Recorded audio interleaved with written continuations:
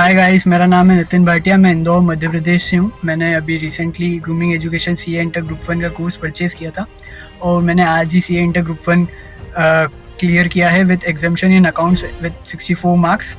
I would like to say कि grooming education academy एक बहुत ही अच्छी एकेडमी है। वो बहुत सपोर्ट करती है। उनकी परफेक्ट प्रैक्टिस बुक एक बहुत अच्छी बुक है। Each and every questions are asked from perfect practice book only, है ना। उनमें क्वेश्चंस, नंबर ऑफ क्वेश्चंस बहुत कम है, लेकिन वो प्रैक्टिस अगेन एंड अगेन करने से उसमें एक अपने को कॉन्सेप्ट बिल्ड होता है और उसी वही हेल्प करा है मुझे आज, जो मैं आज क्लियर कर पाया हूँ मेरा सीए इंटर ग्रुप 1।